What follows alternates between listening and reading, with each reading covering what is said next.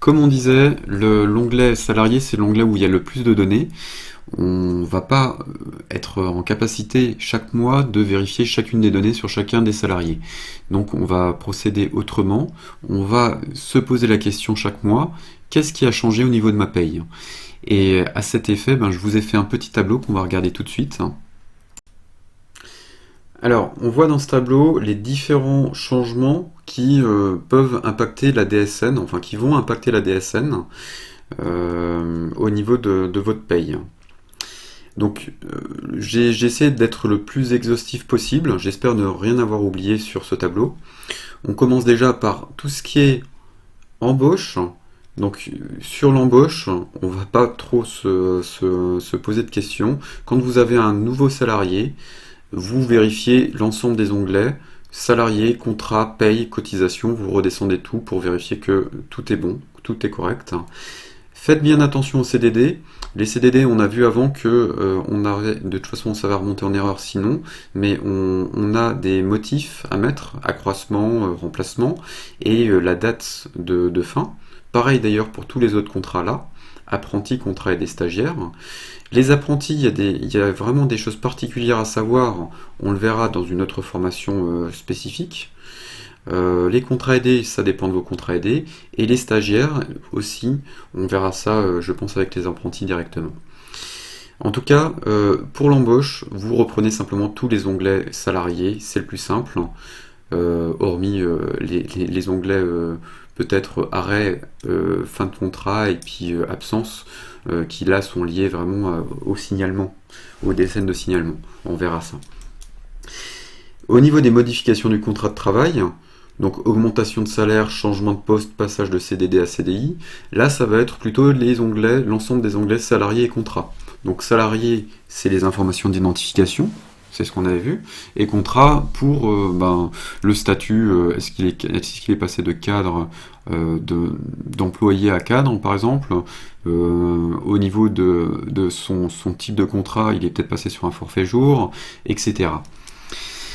Donc voilà, modification de contrat de travail, on fait attention surtout à ces deux onglets, notamment surtout contrat où on va bien revérifier toutes les données pour voir si on n'a rien oublié de mettre dans sa fiche de personnel. Au niveau des acomptes, des saisies sur salaire, des prêts, alors là on va regarder dans la paye, on a une donnée au niveau de l'onglet paye.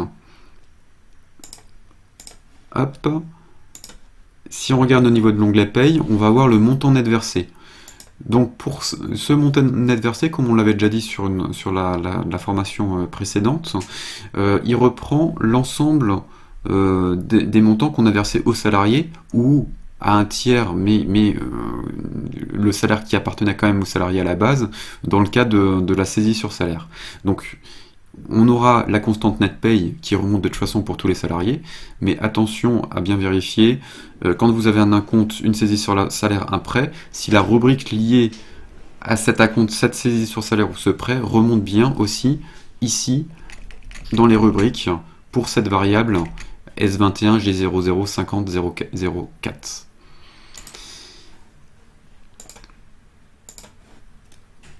Au niveau des heures supplémentaires complémentaires et des autres types d'heures, on va vérifier le bloc rémunération et on va vérifier plus précisément les lignes 011, 012, 013.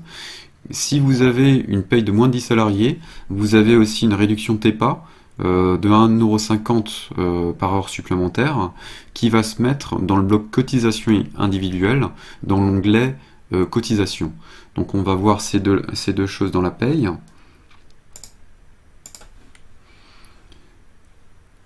Alors, pour ce salarié qui a des heures supplémentaires, on a le nombre d'heures qui remonte ici et le montant.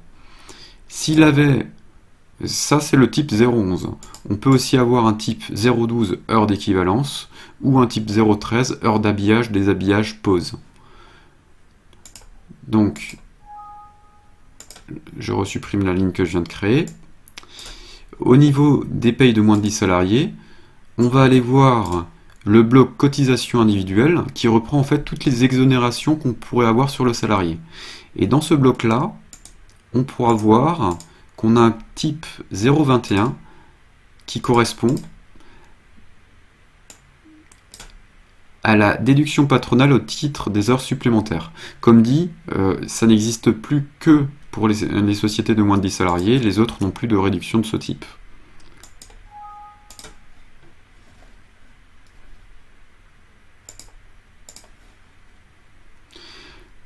Pour tout ce qui concerne les congés sans solde, les absences exceptionnelles, c'est le bloc activité dans l'onglet paye et le bloc rémunération, plus précisément la ligne salaire établi au niveau de la paye. On va revoir ça aussi. Donc le bloc, on se remet sur la paye. Et on voit que cette personne a une durée d'absence non rémunérée. Alors là, il s'agit d'un arrêt de travail, mais c'est quand même le même principe que pour un congé sans solde ou une absence exceptionnelle. Alors pour mémoire, la différence au niveau de Sage entre le congé sans solde et l'absence exceptionnelle, le congé sans solde, c'est une absence autorisée, alors que l'absence exceptionnelle, elle n'est pas autorisée. Sinon, les deux ne sont pas payés. Donc au niveau de la durée d'absence non rémunérée, on a bien 49 heures qui sont déduits en fait du travail rémunéré qui était à 151,67 h plus les 19 heures d'heures sup qu'on avait vu précédemment, et donc on a la ligne 02 qui apparaît, et c'est normal, et c'est ce qu'il faut qu'il y ait quand vous avez un congé sans solde ou une absence exceptionnelle. On vérifie aussi en même temps comment a été impacté le salaire établi, c'est-à-dire que votre congé sans solde ou votre absence, là pour le coup l'absence, il y a un montant qui peut, enfin le montant du congé sans solde qui est déduit de la paye doit être réintégré dans le salaire établi. Et là ça semble être le cas puisqu'on voit que le montant du salaire établi reconstitué est bien de 2304 €, alors que le montant de la rémunération brute non plafonnée, donc du brut total, est de 2014,66 €. Donc mon salaire a bien été reconstitué pour les CPAM.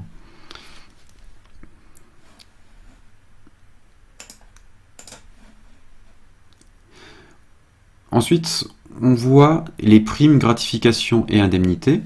Donc tout ce qui est primes, gratifications et indemnités, ça va être en paye, c'est le bloc primes, gratifications et indemnités. Une petite chose quand même à vérifier, quand vous avez certains types de primes, enfin même toutes les primes qui sont dans ce bloc, elles doivent être déduites du brut assurance chômage. Donc on va revoir dans la paye de nouveau. Le salaire brut soumis à contribution d'assurance chômage, c'est celui-là.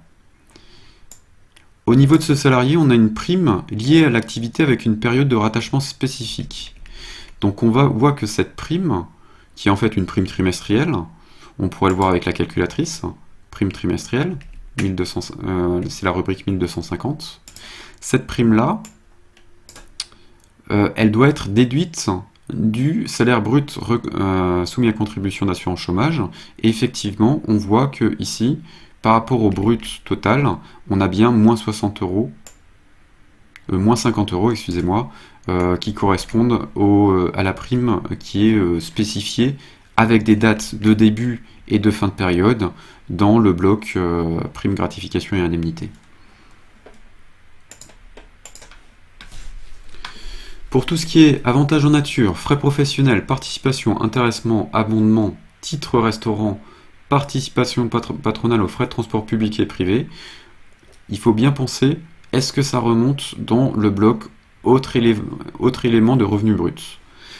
Ce bloc-là, vous le retrouvez aussi dans l'onglet paye, et c'est ici, c'est le dernier bloc de l'onglet paye.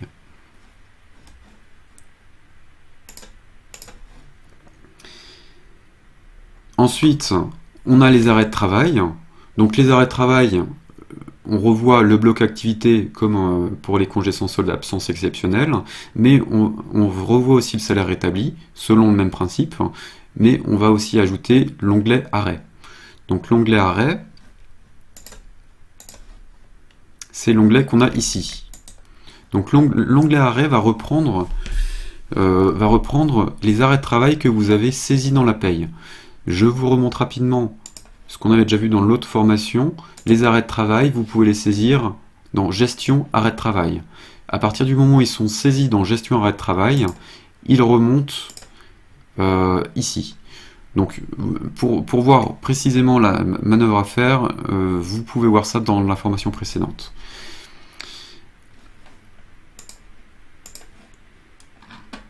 Au niveau des fins de contrat, c'est l'onglet simplement fin de contrat. Alors non, on va revoir déjà l'onglet contrat, les modifications qu'on pourrait avoir au niveau de l'onglet contrat. Donc au niveau de l'onglet contrat,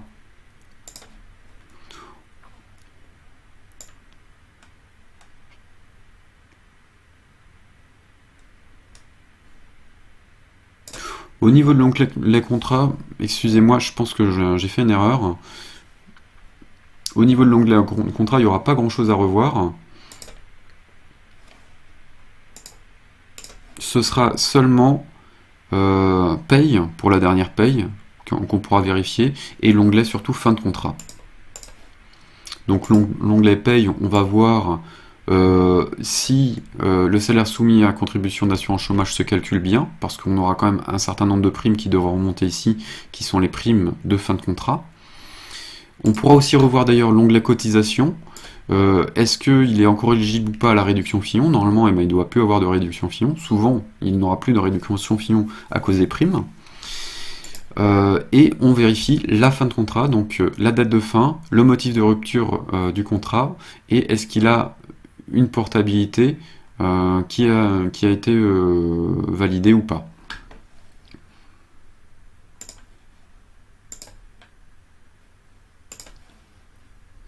Dernier point, les suspensions de contrat de travail. Donc l'onglet absence. Suspension de contrat de travail, ça va être le cas, on avait dit, de Hellebor, Rose, qui a un congé d'hiver non rémunéré. Donc on vérifie simplement que ça remonte correctement. Et on peut voir qu'au niveau de la paye et des cotisations, on n'a rien du tout, vu que le salarié n'a pas eu de bulletin de généré.